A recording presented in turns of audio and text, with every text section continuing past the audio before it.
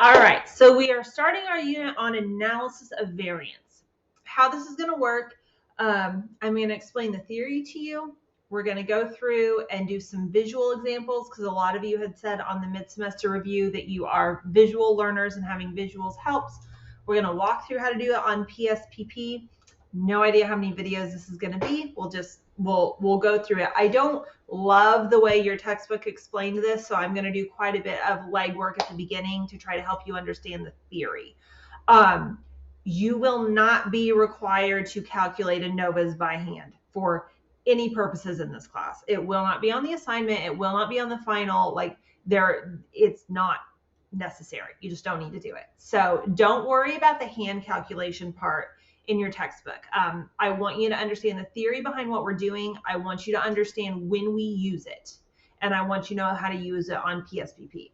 Because the reality is, if you ever end up doing data analysis for work, if you go into grad school and need to do research, you need to know when to do this, and you need to know how to put it into PSPP and interpret your results. So I'm going to focus on that, but first give you a little bit of a theory. So what we're doing with an ANOVA, it's an analysis of variance. This board is going to change like 8 times throughout this series because I have several different examples and visualizations I want to give. So I'm going to stop, change the board, all that. But ANOVA is, and I just went blurry, there we go, is analysis of variance. And you can see how they got creative with the name. AN, analysis, O of VA, variance. That's where we get the name ANOVA. What we're doing with ANOVA is we are comparing the means of samples to see if they are statistically significantly different. Now, if you're thinking that's exactly what we did for t-tests, you are correct. The difference in an ANOVA is that we're looking at more than 2 samples. Remember, t-test was 2 samples at most. ANOVA, we can look at multiple samples, and each one of those can have multiple levels. If we had 2 samples and we ran an ANOVA and a t-test, we would get the same results, right? Because it's comparing means. ANOVA just allows us to make it bigger, all right? A quick review of terminology. You need to understand the difference between an independent variable and a dependent variable. The easiest way to remember this is to ask what is affecting what. The independent variable is your first what. The dependent variable is your second one. I am proposing that this thing has an effect on this thing, right? Independent variable, dependent variable. I am proposing that the amount of sleep you get every night has an effect on your test grades. Independent variable would be amount of sleep. Dependent variable would be test grades. In the world of ANOVA calculations, your independent variable is referred to as your factor. Remember the example we did a while back when we were talking about wanting to know if your college major had an impact on your stress level, right? In that example, college major would be your independent variable, or your factor, stress level, would be dependent variable.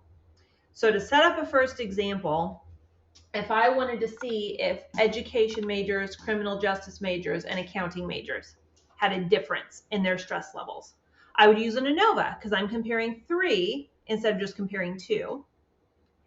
And these would be labels as my factors.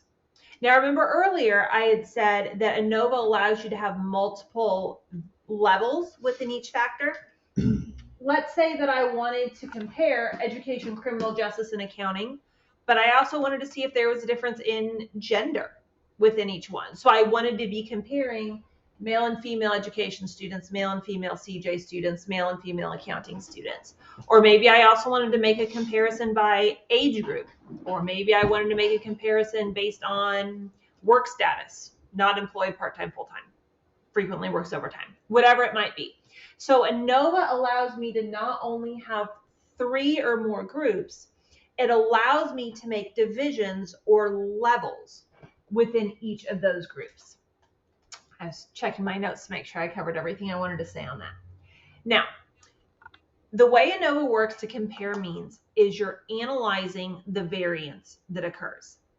The basic theory behind ANOVA, and in the next video I will draw all this out so you can have a visualization, is what we are saying is that within any group, within any sample, there's going to be a variation of scores based on chance and based on variables we're not analyzing, right?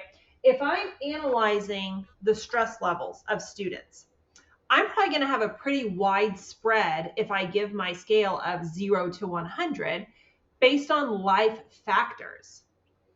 Do you have an elderly or sick or disabled parent that you are a caregiver for? Do you have young children at home? Do you frequently work overtime? Are you going through did you just move across the country and you have a new social group? Are you going through a major relationship status change, right? Like, did you just get divorced or in an engagement, or maybe you just got married and you're adjusting to that? Like, there's a lot of life factors. There's a lot of things that are going on that we're not measuring in our study that we're acknowledging is going to create some variance in the result of that stress level before we even start looking at what major you are, okay? The null hypothesis proposes that within these groups, the only variation that's occurring are those chance unmeasured factors. So with our stress example, those lifestyle factors, that's really the variation that's occurring. The null hypothesis would say the mean of all these groups are going to be the same because their variance is going to be the same. The same chance external factors are affecting each group the same way. There is a natural variation due to these chance factors, these same chance factors. The research hypothesis is going to say that yes, each group is experiencing these same chance factors, but there's also variations due to the treatment effect or due to the group effect.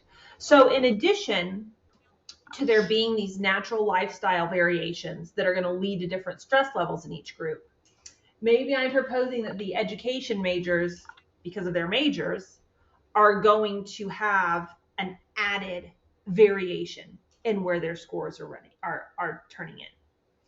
And we're going to get to the visualizations of the math of how we work all this out. But that is the basics behind Anova. We're comparing more than two groups. We're comparing them on multiple levels.